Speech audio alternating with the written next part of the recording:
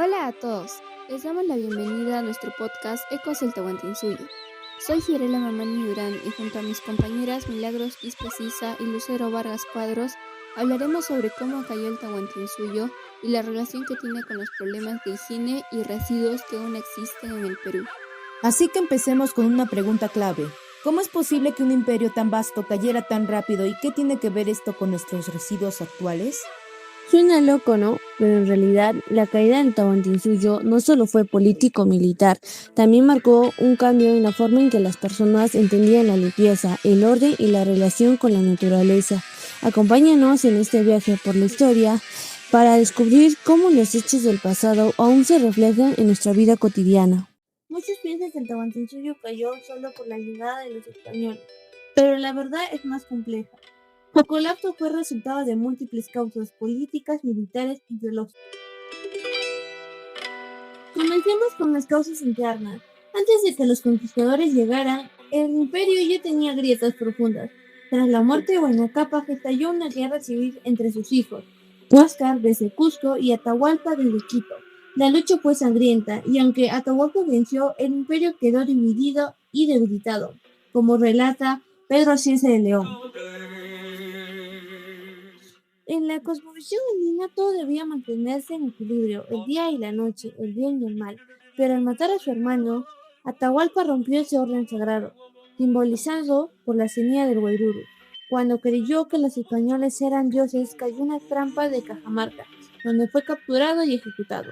Así, el Tahuantinsuyo no fue vencido de golpe, sino que se desmoronó desde adentro, mientras que el sol de los Andes comenzaba a apagarse. ¿Pero qué pasó antes de todas esas peleas por el poder? Bueno, aquí te lo cuento. Antes de que los españoles pisaran el Tahuantinsuyo, una amenaza silenciosa ya estaba causando estragos, la enfermedad. Desde el norte comenzó a extenderse una pestilencia desconocida que los cronistas describen con fiebre alta, llagas y mucha debilidad, síntomas que hoy sabemos que eran de viruela. Dicen que incluso el gran Huayna Cápac murió a causa de esta enfermedad junto con muchos miembros de su familia. Y claro, sin un líder fuerte, el imperio quedó dividido entre sus hijos Huáscar y Atahualpa, dando inicio a la guerra civil que tanto debilitó al imperio. Los cronistas cuentan que los pueblos quedaron vacíos, los cultivos se perdieron y muchos creyeron que era un castigo de los dioses. Así que cuando Pizarro llegó en 1532, no encontró un imperio invencible, sino uno enfermo, dividido y desorganizado. Mientras las enfermedades debilitaban al Tahuantinsuyo y el caos se extendía por los Andes, surgió una amenaza más devastadora, la militar. La conquista del Tahuantinsuyo se facilitó por la superioridad militar y tecnológica de los españoles. Ellos contaban con armas de acero, caballos, cañones y tácticas de guerra avanzadas, desconocidas por los incas, lo que provocó miedo y confusión en los ejércitos andinos. Además, en mitos de Viracochas, que mencionando por Cieza de León y Garcilaso de la Vega, hizo que muchos indígenas creyeran que los conquistadores eran seres divinos, lo que redujo su resistencia. Así, la combinación de poder bélico y creencias religiosas permitió que un grupo pequeño de españoles derrotaran a un imperio enorme. Ahora sobre un aspecto muy importante, la higiene y el manejo de residuos en el mundo andino. El Tahuantinsuyo era un sistema sorprendentemente organizado, no solo en su gobierno o arquitectura, sino también en su forma de cuidar el ambiente. Para los incas, la limpieza era un acto espiritual y social. Mantener el cuerpo y el entorno limpios era mantener el equilibrio con la Pachamama, la Madre Tierra. Pedro Cice de León cuenta que las autoridades revisaban casa por casa para comprobar la higiene. Quien no cumplía era castigado, debía beber el agua con la que se había bañado o recibir azotes públicos. La limpieza era una obligación moral. Garcilaso de la Vega describe cómo los incas usaban el estiércol de llama y humano como fertilizante para los Andes, estos terrenos que aún hoy conservan su forma perfecta. Los residuos vegetales se transformaban en compost o alimentos para animales. Nada se desperdiciaba, todo volvía a la tierra. La limpieza también tenía un valor espiritual y ritual. Por ejemplo, durante fiestas como la Situa y el Huarachicuy, el baño formaba parte de los ritos de purificación. Pero con la llegada de los españoles todo cambió. El orden del Tahuantinsuyo, tan equilibrado con la naturaleza, se rompió por completo. La colonia impuso nuevas costumbres y una visión diferente del mundo. La naturaleza dejó de ser aliada y pasó a verse como fuente de riqueza.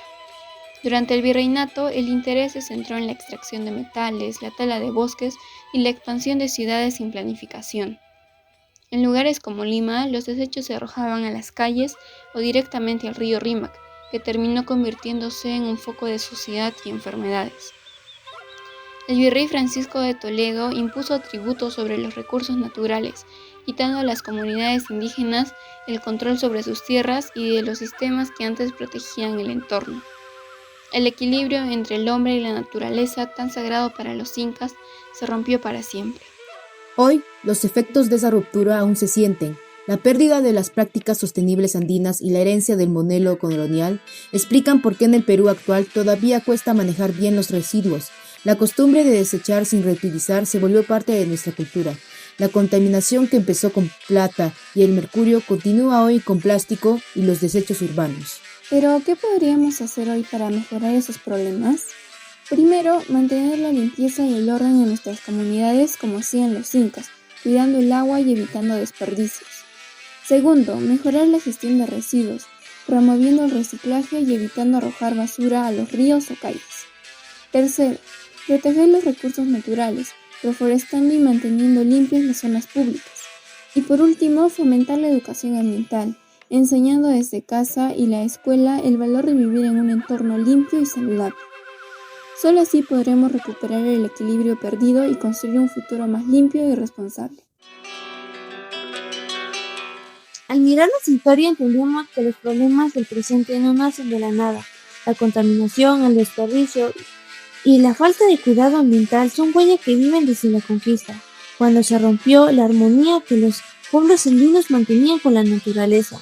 Recordar esto no es solo mirar al pasado, sino reconocer que en nuestras manos está recuperar ese respeto por la tierra. Bueno, eso fue todo. Gracias por escucharnos. Esto fue Ecos del Tahuantinsuyo, la caída del gran imperio. Hasta la próxima.